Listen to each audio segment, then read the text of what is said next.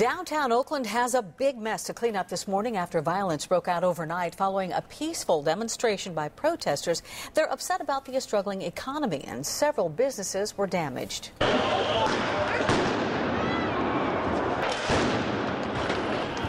And this is what happened after most of the 7,000 Occupy Oakland demonstrators went home. Some people threw concrete chunks and fire bombs at police. Officers in riot gear responded with tear gas and arrests near 16th and Broadway. Protesters and police were injured. Sky 7 shows you the Port of Oakland, which saw some demonstrators return this morning. They were hoping to shut it down again, as they did last night, but right now the port is open. Good morning, I'm Cheryl Jennings. And I'm Kristen Z. We have live team coverage for you. Terry McSweeney is at the Port of Oakland. Katie Marzullo is waiting for an update from police and city officials. But let's begin with ABC 7's Amy Hollifield in downtown Oakland, where there is a lot of cleaning up today. Amy? Kristen, they're making progress. This wall was covered with graffiti, so were the windows. After several attempts at scrubbing, most of it's gone, but you can still see hints of it. It's difficult to get it entirely scrubbed off of the walls. Some of the Occupy Oakland protesters say they tried to prevent this from happening last night, but that the activists who wanted to cause damage couldn't be stopped. Oakland police said they made the decision to fire tear gas and beanbags on this crowd after people threw bottles, Roman candles, and lit flares at officers. Protesters shattered windows up and down Broadway in downtown Oakland and sprayed graffiti on almost every building on the street. The trouble started around midnight when protesters decided to occupy an abandoned building at 16th and Telegraph. Police cleared the building about 2 hours later. It wasn't until a little after 4 a.m. till the situation quieted down and riot police left downtown.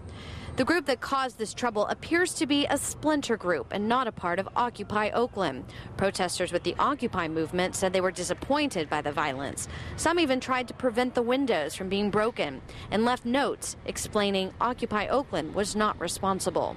I wish that people would have a consensus on what to do during a protest and not do this kind of stuff. Some Occupy Oakland protesters even started cleaning up the mess. They first focused on the windows of Tully's coffee shop, saying they didn't want business owners to see this when they came to work. And this is not our message. We want to rebuild our communities. We want to make our communities stronger. But the manager of Tully's was in tears when she saw her store. A group of people had broken her window and looted her coffee shop. This is my baby. I worked hard at providing an environment that's comfortable for my customers. Cleanup crews say it will take a while to get the downtown back to normal. Workers say they're struggling to get the paint off of the buildings. Private businesses and even City Hall all have windows to replace.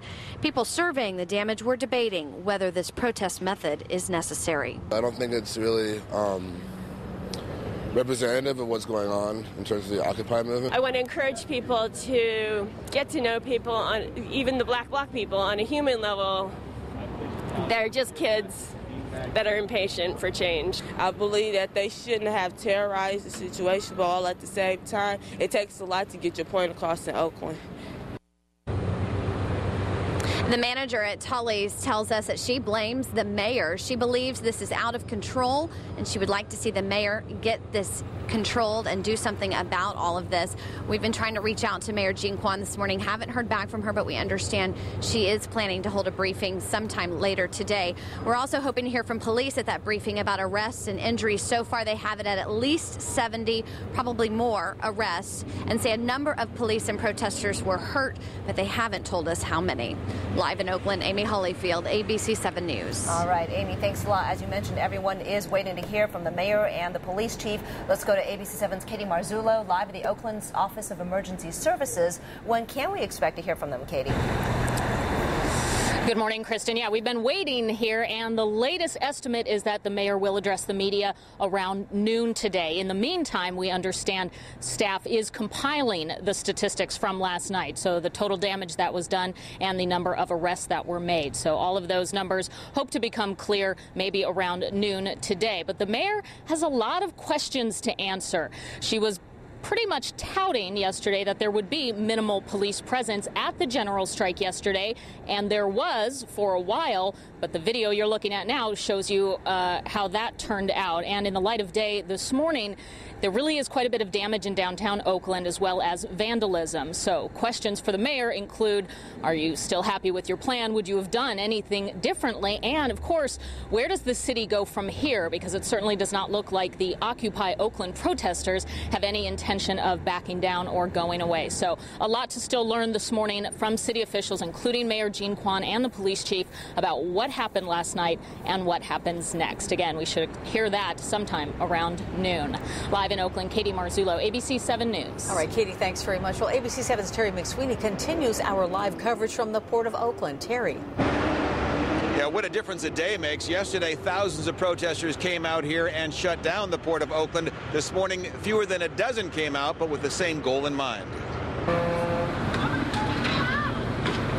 This morning's blockade of the port's Adeline Street entrance did not sit well with some folks who just wanted to go to work. One driver did manage to force his way past the blockade. A second vehicle it ain't working, man. Go ahead and back out. It ain't working. It ain't working, dude. Was denied. Trucks coming down the bridge toward 3rd Street were forced to back up. Some port workers just didn't get the point of this. If we don't get our shifts, and we're going to lose our houses as well. We're going to be in the same position as them. They're not helping.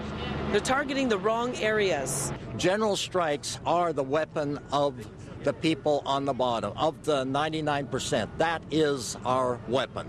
That includes shutting down the port. That includes shutting down anything that we can shut down. Just one day after drawing perhaps 10,000 people to the port as part of a one-day general strike, Occupy Oakland attracted maybe 10 protesters for this morning's blockade. These people who did come, they're troopers. Like, I did not sleep at all last night, right? Like, the people who are here because they really care about this. What you have done yesterday and throughout the night, you had the attention of the world. About 8 this morning, the president of the local chapter of the Longshoremen's Union told the protesters they'd made their point. Be the longshoremen's guest, and let's open up the port and allow the truckers and all the other working people to go to work. A short time later, the blockade came down as quickly as it had gone up. Protesters joined the union president for breakfast and to discuss what has been accomplished. One thing for certain is that at least one protester left a lasting impression. The Port of Oakland this morning saying they're still dealing with the after effects of yesterday's protest. They're slowly getting back to normal. Live in Oakland, Terry McSweeney, ABC 7 News. Terry, thanks very much. Well, it remains unclear today if a driver is going to end up facing charges after witnesses say he intentionally rammed his car into at least 2 protesters. They went to the hospital with non-life-threatening injuries after the car hit them at 11th and Broadway about 7:40 last night. BART police handled the initial investigation since they were closest to the scene. Officers questioned the driver and then allowed him to leave. You can see in this home video, one of the protesters had pounded on the hood of the car, and then it appears the driver gunned the engine and then hit the man. The Oakland City Council is tonight expected to take up a resolution in support of the Occupy encampment. It calls on city officials to work with protesters for the safe and lawful use of Frank Ogawa Plaza outside City Hall as a 24-hour demonstration site. The meeting begins at 5:30. Meantime, Occupy protesters in San Francisco plan to start a march and rally right around now to show their solidarity with demonstrators at the summit for the 20 wealthiest nations in the world, the G20 summit. The rally will take place outside the Federal Reserve Bank office on Market Street. The crowd will then march up Market to the Wells Fargo building on California Street.